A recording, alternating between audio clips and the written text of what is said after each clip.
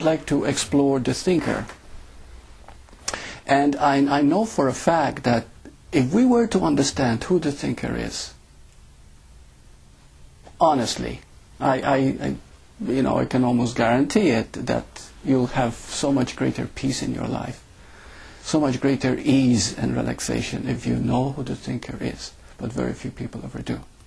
Let's talk about, first of all, what makes a thinker. Okay?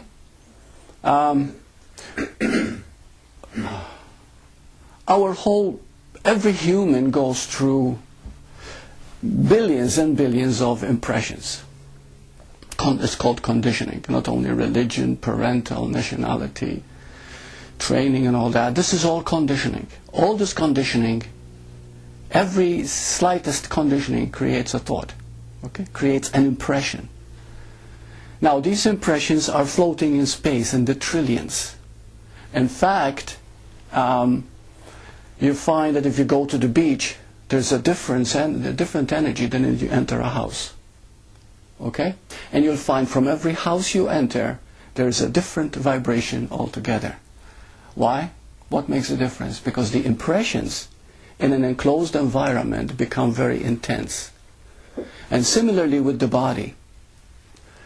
When the body begins to relate to its conditioning and then thinks about it, which creates a thinker, then that means not only are you totally immersed in that environment, in that process, but to you it is real.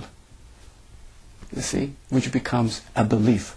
So, the process of the thinker is this, that thoughts are crossing your mind all the time. There isn't a time when you're not thinking. Thought is what makes the world. Immediately you just have to look. And the moment you look, you've already had so many impressions go through your mind. For example, if you look at anyone in the room, immediately there's a judgment made. Okay, about that person. Not necessarily good or bad, just some form of judgment, comparison, analysis, or whatever. This is immediate. Okay? You can't help that. The moment you're aware of something, you have created a structure in your mind. Okay? So, that means that it has become real to you at the moment.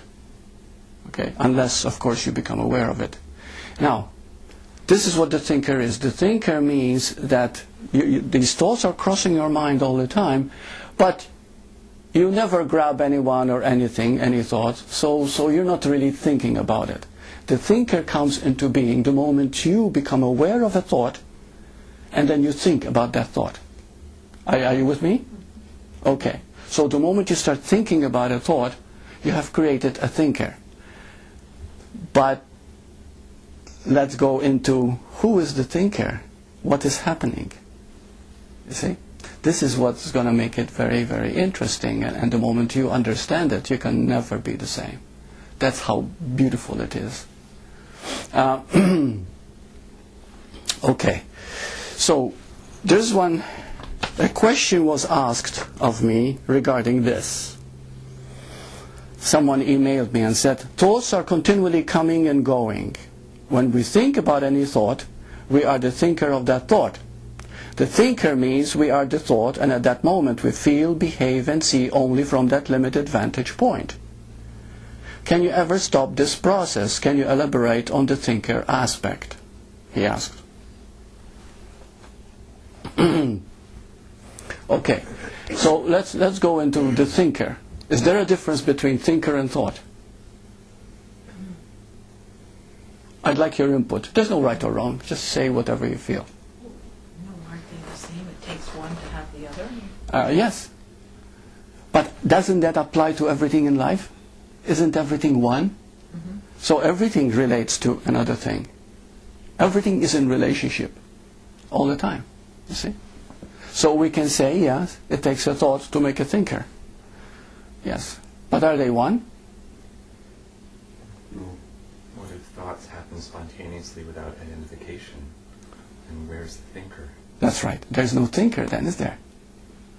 So, and thoughts are happening spontaneously, but you never stop to think about them. Okay? They're just happening all the time. Without thought, there is no world.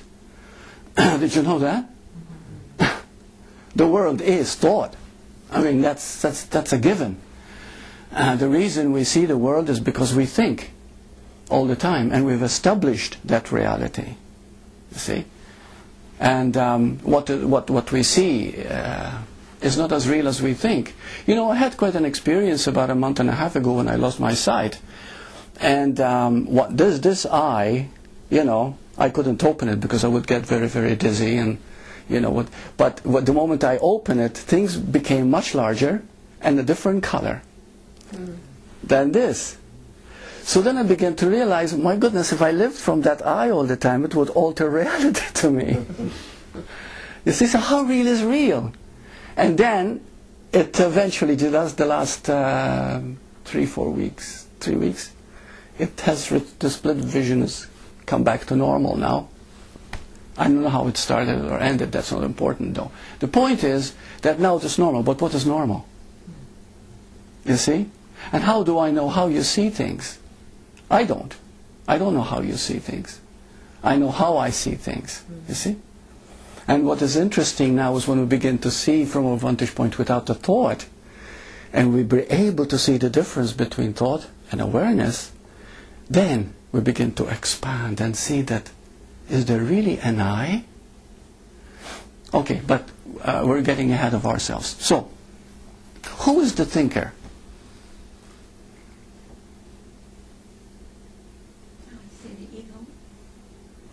Okay, there's actually no difference between ego and thinker. They're both the same. They're exactly the same thing. So we can say, what is the ego? Okay, or who is the ego? We think we are.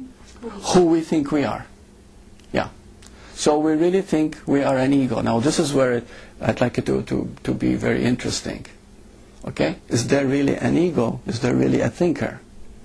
And how does the formation happen? Now you begin to feel this when you answer the following question. What is the difference between awareness and knowing?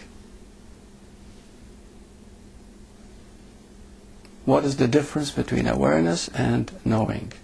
Now if you can answer that question really from your heart, you'll begin to know who the thinker is. It's the truth. There is no questions with knowing. Yeah. Awareness would still ask some questions because it's almost like the beginning. So you're saying that awareness of something then? Mm-hmm. Okay. No, I'm talking about awareness, just awareness. What is the difference between awareness and knowing? Awareness is open. Knowing is, I should say, absolute. Okay. Let's go on from there. So what is the difference between the two? What is the difference? What is the difference, Bill, between awareness and knowing? I don't think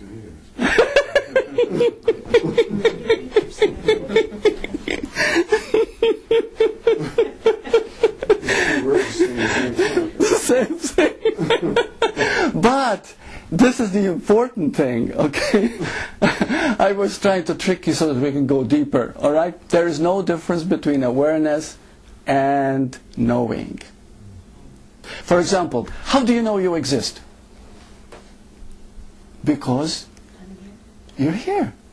You know you're here. What is that? Is that a memory? Is that an ego that answered that one? Is it a memory? Is it a belief? Is it a thought? No. It's a knowing. Why? Because you're aware. Got it? What you're aware, and knowing that awareness is knowing. Now you see how knowledge comes to us automatically? The real knowing is now. Now is complete. Now there is no boundary line. There is no, there's no limitation to now. Now is total. If you begin to see now, you have access to all knowledge. Because awareness and knowing are inseparable. They're one and the same thing.